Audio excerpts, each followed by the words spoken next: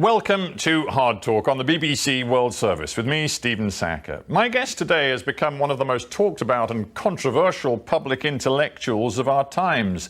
Quite a feat for a Canadian academic who's published just 2 books in the last couple of decades. But one of Jordan Peterson's gifts is his ability to harness the internet as a wonderfully effective tool to transmit his ideas to a global audience. His big thoughts about the importance of traditional values, the onus on men to toughen up, and the dangers, as he sees it, of a neo-Marxist political correctness appear to chime with the spirit of our times, at least for a swathe of alienated, angry men. Peterson has in fact been described as the perfect public philosopher for the age of Donald Trump. To his critics, and there are many, he is simply an intellectual apologist for a reactionary, sexist brand of conservatism which seeks to thwart progressive social change. Well, Jordan Peterson is in the studio now. Welcome to Hard Talk. Thanks for the invitation. At the beginning of this year, you wrote this book, 12 Rules for Life, an Antidote to Chaos. And in the 6 or 7 months since, around the world, it's sold pretty much 2 million copies. Yeah, it's pretty coming extraordinary. up on that. You Yes. have struck some sort of a chord. Why do you think that is? Because I'm having a serious conversation with my viewers and listeners and readers about how to structure their lives individually and the relationship between responsibility and meaning. And it's a level of discourse, I would say, or a level of analysis that people don't often have an opportunity to participate in or to hear. It's filling a need in our culture, apparently. A search for meaning, is it also appealing, reaching out to people, and in particular men, it seems, from all the surveys, men who are angry and who feel lost and alienated? Well, I don't think it's reaching out to them because they're angry. I think that it's reaching out to people who are alienated, certainly. There's lots of people who are alienated. I think that it's partly focused to some degree on young men because my YouTube channel is very popular and most of the people who watch YouTube happen to be young men. So that's skewed the listening audience in terms of that demographic. It isn't obvious that it's only young men that are buying the book. That's much more mixed. Yeah, there are many books out there, and over the years many published, which talk about a meaningful life and how to live it, and you call yours Rules for Life. I mean, you could perhaps characterize it as a form of self-help, but there are very few of those sorts of books that go into great detail about the dangers of Marxism, talk about the history of Mao's China, Stalin's Soviet Union.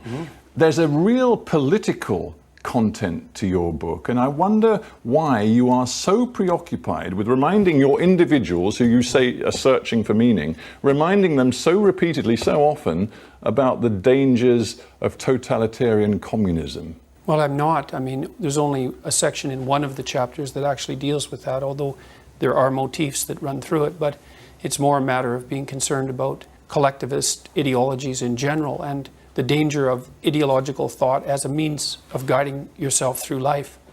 One of the failures that characterized the communist totalitarian states, and equally on the fascist side, was the failure of individual character. Because, for example, in the Soviet Union, equally in places like Mao's China, people were called upon to falsify their own experience, to lie in the service of the state, to not say things they needed to say, and to not stand up when they should have stood up. I'm just wondering whether it's your analysis that if you look around the world today, but particularly the Western world, which you focus most of your attention upon, you see a real danger of some sort of renewal of a neo-Marxist tendency in society. You certainly see that in the universities. The universities in North America, and to some degree in Europe as well, are, especially in the social sciences and the humanities, are completely dominated by left-leaning political agenda. The stats on that are crystal clear. Most of that's been generated by Jonathan Haidt and the Heterodox Academy. There are very few centrists or right-leaning people in the academy, and that means that the discourse on campuses has become increasingly radicalized. And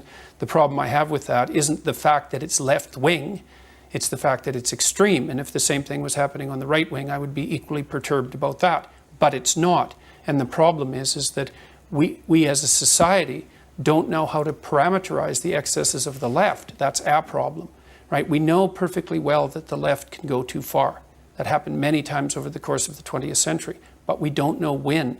And so we don't know what the danger signs are, the markers. But with your focus on what you see as the real dangers of the left and its totalitarian inclinations... That's not my focus. My fundamental focus is on the necessity for people to adopt individual responsibility. Right, but if I just may continue my thought, what it seems to me beyond doubt, just reading your own writings, but also reactions to your own writings, is that you have found a way of appealing to and winning the sympathies of a great number of people who, to be crude about it, are supporters of Donald Trump, who are by nature, it seems, interested in the populist movements that we see in many different parts of the world right now, and some of whom identify with this phrase, the alt-right. And I wonder how you, as a psychologist and an academic, feel about the nature of so many of the people who sympathize with you. I don't think it's true. I think that that's a vision of my followers, and I don't think of them as followers. I think of them as viewers and readers and listeners. I know perfectly well. I've talked to 150,000 people in the last 3 months at 55 live events. I understand my audience, and I know perfectly well that the vast majority of them are there because they were rather disoriented in life for various reasons and have decided to develop a personal vision and to take more responsibility and to try to tell the truth as best they can, and that's actually helping them a lot. That's what's happening. The thing is that... But would you recognize there's an overlap between the sorts of people who can deeply sympathize and find a resonance in your message and many of those who have turned to Donald Trump in the United States right now? I mean, there's some overlap because there's like 30 million people watching my videos, so there's overlap across the entire political spectrum. But the thing is that in the discussions that I've had with people, let's say in the mainstream media, about the response to me, there's a chronic and constant attempt to make it political. It's not political. What I'm doing is not political. It's psychological. And so, like, I talk to Of course, but you can't control the way in which your words and your messages are perceived and used by others. But I also know perfectly well... well... I'd be kind of interested to know whether you're worried about it. Well, of course I'm worried about it, but I also know that I've received hundreds of letters from people who've indicated quite clearly that they were attracted by the blandishments of the alt-right, let's say, and that they've been led back to the political center as a consequence of listening to what I've been telling them. Would it be fair to say that one of the core messages of your book is that we underestimate the power and the relevance and the importance of old stories and myths, including the Christian Bible, but also including a host of other stories, which you say have survived the test of time and tell us truths about ourselves, which many people today, and you, I think, would then say many people in academia today who are into sort of constructivism and relativism, are missing the truth of old verities. Would you agree with that? Yes, I would say that's definitely a theme that runs through the book, is that there's wisdom in traditional stories that we need to understand, not merely believe, but also to understand. And so, for example, last year I did a series of 15 lectures on Genesis, right? And most of that audience was young men, and that's been viewed by millions of people online now. And the Bible in particular, I mean, you say the Bible, for better or worse, is the foundational document of Western civilization. Its careful, respectful study can reveal things to us about ourselves and what we believe and how we should act, more than can be discovered in almost any other matter. Yes, the Bible's central, it seems, to your belief system. It's certainly central. It's central to Western culture. It's the foundational document of Western culture. And this word truth, which is quite an important word for you, you think the Bible contains irrefutable truth. Well, I don't know what irrefutable means necessarily, but it certainly contains a form of truth. I mean, it's a narrative form of truth. It's the same form of truth that you see presented in front of you when you go see movies, for example, or when you read great literature. Well, movies are fiction. I mean, yeah, but look, we wouldn't be able to rank order fiction in terms of its quality if it didn't bear some relationship to truth. But I suppose, as you know, this show is aired right around the world, has millions of viewers who, of course, are not from a Christian tradition at all, not from any Western tradition. They may be Hindus, they may be Muslims, they may be animists. But how can they, therefore, relate to your 12 rules for life when they are so wedded to the culture and the traditions and the truths, as you would put it, of the Bible? Well, I also draw on other traditions extensively throughout the book and also in my first book, but the attitude that I'm taking towards the stories that our culture is predicated on is one that people from all over the world find engaging. So it's because these stories are deep enough and significant enough so that there's plenty of room at the table for everyone to have an intelligent discussion about them. And I'm not saying at all that there isn't wisdom to be derived from other traditions, but I do see destabilization in our own culture about our fundamental values. And because our values, at least in part, were derived from Judeo-Christian writings, then it's useful, as far as I'm concerned, to return to them to discover what they mean. All right, so we've heard from you your fear of totalitarianism as you see it evidenced in the 20th century. We also know that you regard the Bible as a foundation stone of your thinking. Here's what a fellow Canadian philosopher, Paul Thagard, has said about what he sees as the weakness in your argument. He says, Peterson assumes that the only alternative to religious morality is some form of totalitarianism or despondent nihilism. But secular ethics have flourished since the 18th century and even before. He talks about David Hume, Immanuel Kant, Jeremy Bentham. You don't seem to give any real importance to these sorts of secular ethicists. I don't think that's true at all. I think that I have great respect for Enlightenment doctrines, and it's clearly the case that our current rather fortunate situation economically and politically is the consequence of something like a marriage between these old stories and the fundamental traditions that are in them and the Enlightenment doctrines upon which countries like England, for example, are founded. So, and I'm a scientist with many published works, and so I'm perfectly aware of, despite the criticisms of that particular philosopher, perfectly aware of the utility of a scientific and enlightened approach. But to think that humanistic values, let's say secular values, have flourished for a long time, and then to call that 200 years, only means that that philosopher and I have very different ideas about what a long time is. Well, yeah, I'm an evolutionary biologist, by the way, not a political philosopher. And so my time scale is thousands of years, not hundreds of years. Yeah, your time scale is thousands of years, but I wonder how you then conceptualize the importance of change. You know, a lot of your work is about constancy and finding truths in the very deep past. But what about the importance of change? I mean, if one thinks about everything from the emancipation of women, equality for women, think about gay rights, think about civil rights. These are changes that we've seen in our societies in the last 50 years, and many people think that your philosophy actually has no real place for change at all. Well, it runs counter to change. All that means is that they actually haven't read it, because one of the things that I point out very clearly in the book is that you have an internal guide to meaning. It's an instinct. It's a manifestation of something called the orienting reflex, which is a very deep instinct. And what it does is try to place you on the border between stasis and transformation, which is where you need to be, because in order to survive properly, you have to maintain your structure, but you have to update it in the face of constant challenge. For people watching this, let's ask a basic question. If I were living in the late 19th century in the UK as a man, I may well have persuaded myself that the natural order of things is for men to have the vote and women not to.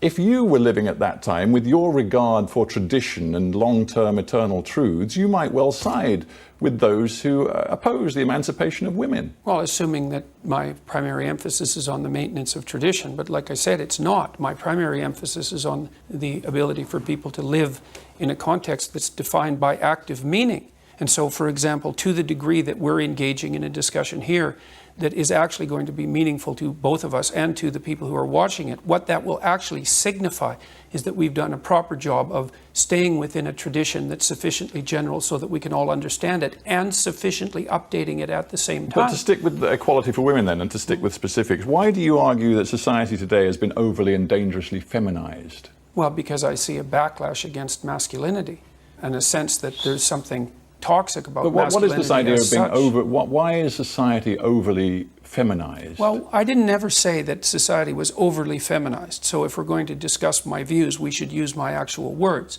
I believe that there's a danger in our society at the moment of making the assumption that our culture, for example, is a tyrannical patriarchy, which it is in some small part, and that any active engagement on the part of young men in particular is indistinguishable from an unacceptable power and dominance drive, which I don't believe. But surely I think all of that is inappropriate and incorrect. If much of the power and authority over a very long historical period has lain with men, isn't it only inevitable that some men will get a little hacked off when women are given a stab at something approaching equality? Well, that could be inevitable, but that doesn't make it right, and it's certainly not something that I support. So So you think men's resentment is more important than women's effort to attain equality? I'm not in favor of resentment at all. I think that if you're resentful, something's definitely wrong. Either you need to grow the hell up and take stock of your life, or you have some things to say to people that you haven't been saying. You say science undoubtedly shows us that men and women have different traits, and there's a lot of science to back you up on that. But you say that because of that, men are hardwired to achieve success and to be successful in a way that women are not. No, not at all. I've never said anything like that. I've said that there are biological differences between men and women that express themselves in temperament and in occupational choice, and that any attempt to enforce equality of outcome is unwarranted and ill-advised as a consequence. And yet some of the most successful societies, judged on contentment indices or indeed material success, are those, for example, in Scandinavia. Where the temperamental differences between men and women are larger than they are in any other society. Well, so you say, you point out that in Scandinavia many more women choose to be health workers than engineers, for example. It's not what I say, it's what the large-scale scientific investigation has revealed. Fair enough. But equally, Scandinavia is full of societies, one could point to Norway, where they've made a specific legislative effort, for example, with a quota of 40% of women on corporate boards or a quota for women to be in parliament. Right. They've specifically engaged in social engineering, and it seems to be working, and it seems to Doesn't seem to be working particularly. Forgive me, but Norway is top of every contentment index that we see across the world. Well, okay, so first of all, Norway has plenty of oil money, which is definitely contributing to that. And second, it depends on what you mean by working. There's no evidence, for example, that the legislation that was designed to increase the number of women on boards has produced any movement whatsoever in the number of women who hold managerial and administrative positions in Norway. The theory was that as societies became more egalitarian, that men and women would become more the same. But that isn't what's happened. What's happened is the biggest differences between men and women now, temperamentally and in terms of their own interest, have manifested themselves in the Scandinavian countries. And so what that will mean is that men and women will make different choices in occupation if you let them have free choice. Now, what are we supposed to do? Are we supposed to stop that from happening? Is that the feminist perspective? Let's get back to a word I used before and ask you directly. Do you approve of, do you think it's a dangerous word, equality? This word equality. I approve of equality of opportunity, but I think that equality of outcome considerations are detestable and dangerous beyond belief. So for you, whether it be gay rights campaigners, civil rights campaigners, or indeed women's rights campaigners, if they want to see equality deliverable in outcomes, they are damaging society, are they? Well, it depends on how far they go with it. I mean, and how they measure it. I mean, these are very difficult technical issues, but if your a priori axiomatic assumption is that if there are differences in outcome, those are a consequence of patriarchal oppression, then it's a non-starter as far as I'm concerned, because there are multiple reasons for unequal outcome. Do you think it was helpful for you to base a lot of your science about the difference between genders on lobsters? Well, I haven't based any of my science about the difference between men and women and lobsters. You talk about how lobsters and humans behave the same, and in that context you said girls aren't attracted to boys who are their friends, are attracted to boys who win status contests with other boys, and you describe that in the same breath as you describe how male and female lobsters behave. It isn't me that makes those cases. That's a truism of evolutionary biology. If you one of the Is it a truism of evolutionary biology that what we learn from lobsters can be applied to humans? Well, some of it is, because the neurochemical structures are very, very similar. And it's also the case that one of the things... I mean, I'm no expert, and I know that... Yeah, but I am. Yeah, and I know that you can command a lot of science that I cannot, but it just seems to me, on the face of it, to be somewhat bizarre to compare lobsters and humans given the different size of their brains. It is bizarre. That's exactly why I did it, because I was trying to make the case that one of the chronic leftist criticisms of Western society is its hierarchical nature. And that's often put at the feet of, let's say, Western society, patriarchy, and the capitalist system. It's part of the Marxist critique.